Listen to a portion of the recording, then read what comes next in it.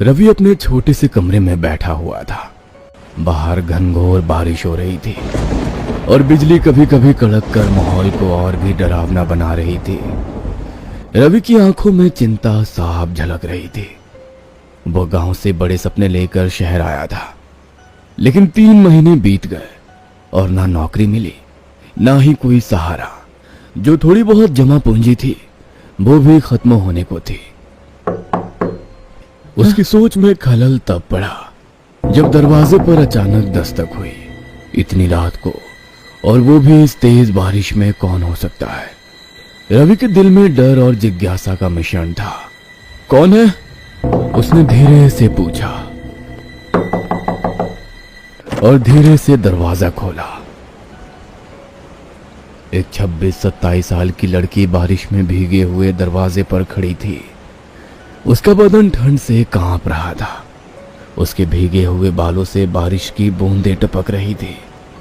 उसके पास एक बैग था जिसे उसने अपने बाहों में ऐसे पकड़ा हुआ था जैसे वो बैग उसके लिए बहुत कीमती हो।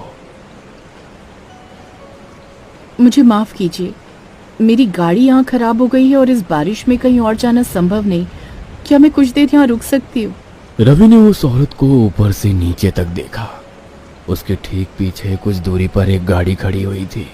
वो संदेह में था, इतनी रात को ये औरत यहाँ क्या कर रही है?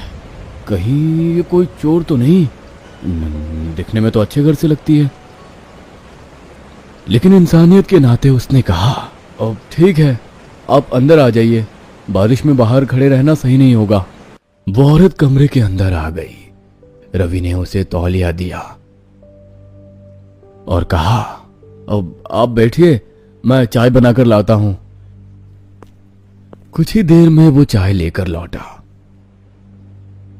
धन्यवाद। मेरा नाम रिया है। मैं पास के शहर से आई थी, लेकिन रास्ते में गाड़ी खराब हो गई। यहाँ मदद के लिए कोई नहीं दिखा तो आपके मकान की तरफ आ गई। मैंने सोचा कोई मदद मिल जाएगी। रवि ने हल्की मुस्कान देते हुए अपना नाम बताया। अब मैं रवि हूँ, यहाँ काम की तलाश में आया हूँ। वैसे ये जगह रात के समय थोड़ी डरावनी लग सकती है क्योंकि आसपास ज्यादा लोग नहीं रहते। रिया ने चाय की चुस्की लेते हुए उसकी बात पर सहमति जताई। कुछ पलों के लिए खामोशी छा गई। बारिश की आवाज कमरे में गूंज रही थी। तभी रिया ने कहा, क्या मैं आपका फोन इस्तेमाल कर सकती हूँ? मेरे फोन की बैटरी खत्म हो गई है। रवि ने फोन उसकी तरफ बढ़ा दिया। रिया ने फोन पर किसी से बात की। हाँ, मैं सुरक्षित हूँ, आज रात सब काम हो जाएगा, उसने कहा और फोन बंद कर दिया। रवि कुछ पूछ पाता उससे पहले ही बिजली चली गई। पूरा कमरा अंधेरे में डूब गया। रवि ने मोबाइल की टॉर्च जलाई और चारों ओर देखा, लेकिन रिया वहां नहीं थी। अब ये कहां चली गई? रवि ने घबराते हुए सोचा। उसने कमरे का कोना कोना छान मारा, लेकिन रिया का कोई पता नहीं चला। तभी दरवाजे पर दोबारा दस्तक हुई। रवि ने दरवाजा खोला तो उसका दोस्त विजय खड़ा था। क्या हुआ भाई? इतनी रात को तू इतना घबराया हुआ क्यों है? कोई डरावना सपना देखा क्या? ऐसा ही कुछ समझ। रवि ने पूरी घटना विजय को बताई।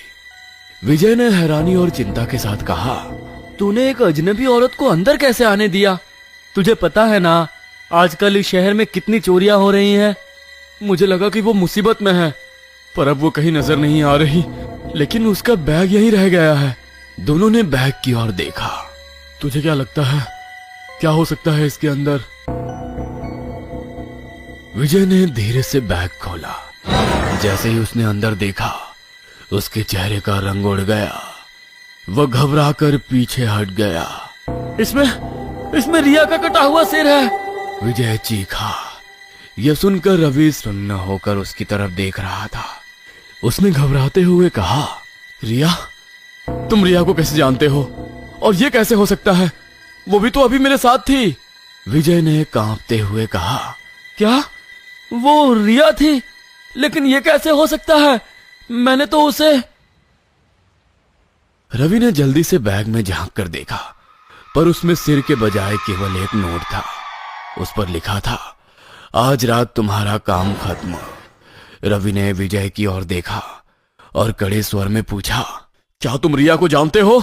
विजय का चेहरा भय से सफेद पड़ गया। कांपते हुए उसने धीरे धीरे कहा, हाँ, मैं रिया को जानता हूँ, वो मेरी मंगेतर थी। तो ये सब क्या है विजय? रवि ने कड़े स्वर में पूछा। विजय ने कांपते हुए अपनी गलती कबूल की।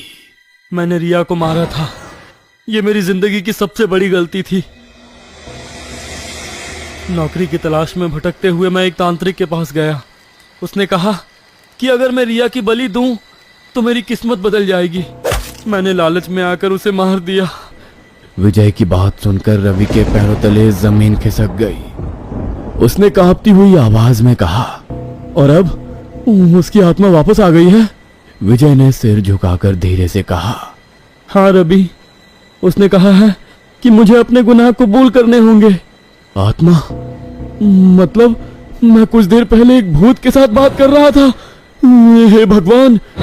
तभी कमरे में बिजली वापस आ गई। रोशनी फैलते ही दोनों ने देखा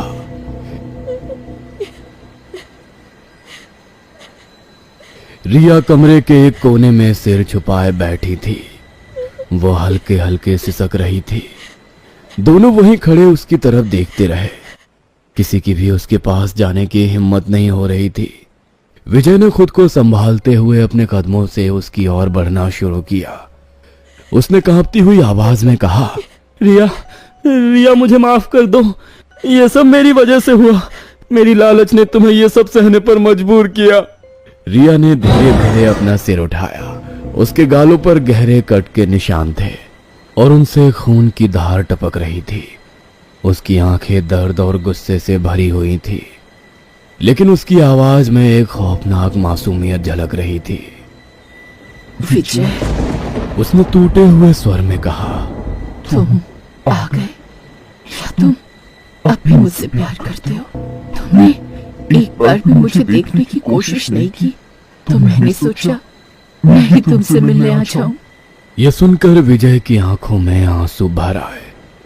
उसने घुटनों के बल गिरकर कहा, रिया, मैं तुमसे बहुत प्यार करता हूँ, मुझे माफ कर दो। अचानक रिया के चेहरे पर एक खौफनाक मुस्कान उभरी। उसने कहा, अरे रे रे रे, मेरे शोना बाबू, तुम तो सच में रोने लगे। इतना कहकर वो जोर जोर से हंसने लगी। विजय अब भी उसके सामने घुटनों के बल बैठा था। वह कांपते हुए कुछ कहने की कोशिश कर रहा था, लेकिन इससे पहले कि वो कुछ कह पाता, रिया ने एक झटके में अपनी तेज खून से सने नाखूनों वाली उंगलियां उसकी गर्दन में कर दी। विजय ने घबराकर अपने हाथों से उसकी पकड़ छुड़ाने की कोशिश की, लेकिन रिया की ताकत इंसान से परे थी। अब तुम मुझसे बचकर कहां जाओगे विजय? रिया मुस्कुराई और फिर एक झटके में उसकी उंगलियां विजय के गर्दन को चीरती हुई उसकी हड्डियों तक पहुंच गई। विजय की चीख गले में अटक कर रह गई। अगले ही पल उसकी गर्दन धड़ से अलग होकर जमीन पर गिर पड़ी। कटे हुए सिर से खून का फवारा फूट पड़ा जो दीवारों को लाल कर गया। रिया ने कटे हुए सिर को उठाकर अपनी आंखों के सामने लाते हुए खौफनाक मुस्कान के साथ कहा, तुझे क्या लगा विजय, मैं तुझे यूं ही माफ कर दूंगी? ये भयावह दृश्य देखकर रवि की सांसें तेज हो गई। उसका शरीर बुरी तरह कांपने लगा। उसके चारों ओर अंधेरा छाने लगा। अगले ही पल वो बेहोश होकर जमीन पर गिर पड़ा। सो जा मेरे लाल, तुझको नींद बुलाए, अंधेरों की गोद में तू मेरा हुआ।